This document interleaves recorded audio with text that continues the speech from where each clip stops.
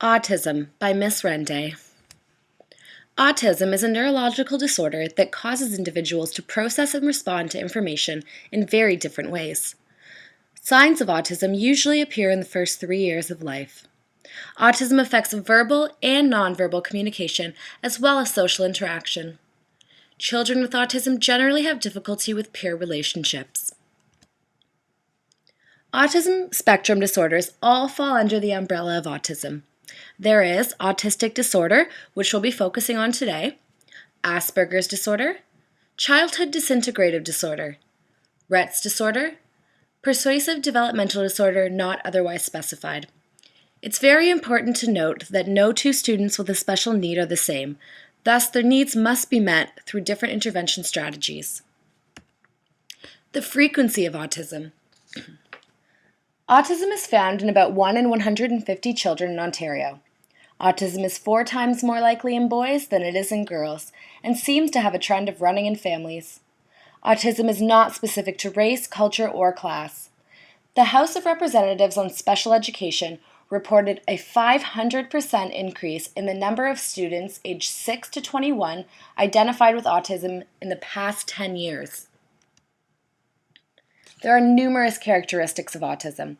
The main 3 are social interaction, repetitive behavior, and communication. Children with autism tend to insist on sameness, resist any type of change, have a difficulty in expressing needs, use gestures or point rather than speaking, repeat words or phrases rather than using responsive language, laugh, cry, show distress for reasons that aren't apparent to others. They prefer to be alone. They have tantrums. They're physically overactive or underactive. There is social trouble here. They have a hard time interacting and generally avoid eye contact.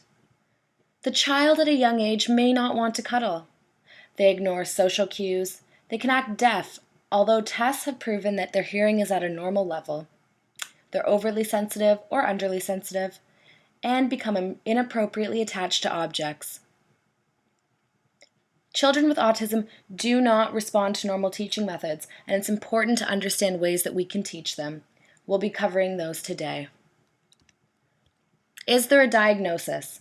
There's no official medical test to diagnose autism. It's a complex condition, and doctors around the world are trying to determine what the cause exactly is. There are, however, assessments in which we can determine whether a child may have autism and what end of the spectrum they fall on. Speech pathologists, pediatricians, clinical psychologists, or psychiatrists can help as a team to assess children. Is autism a disability? It absolutely is. The most pivotal change in public education for students with disabilities in general education classrooms was the implementation of the federal law, Education for All Handicapped Children Act of 1975, which is now known as the Individuals with Disabilities Act, also called IDEA. The law has had several revisions over the years, including disability category changes, age group modifications, name change, and expansion of services. One of the most significant revisions of IDEA pertinent to autism was in 1990 when it was added to the disability category. Autism in the classroom. Students with autism need modifications to the curriculum and/or instructional accommodations. The degree of intervention needed differs from child to child. The teacher needs to modify and accommodate adjustments to what is being taught or expected in the general education classroom. Individualized education plans must be made for students with any special need, autism included. Teachers need to help guide social interaction, academic roadblocks, and instruction. So what are some classroom strategies? Make events predictable. Do not make changes without informing the child. Avoid surprises. Keep a schedule. Use visuals. Use concrete language. Do not take things personally or assume the child is being rude. Reward before consequence.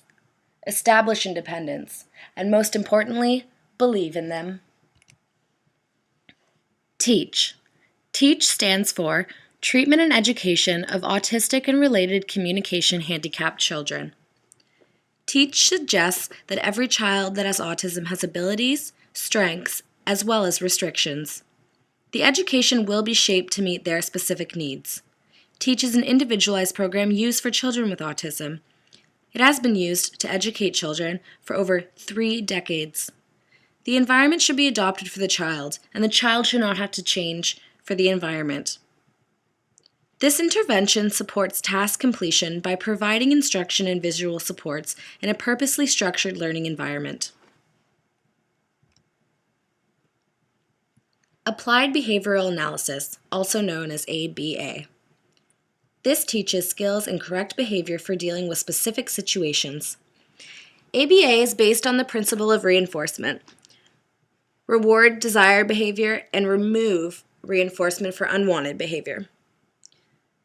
This includes one-on-one instruction at the beginning because constant feedback and correction of the child's behavior must take place.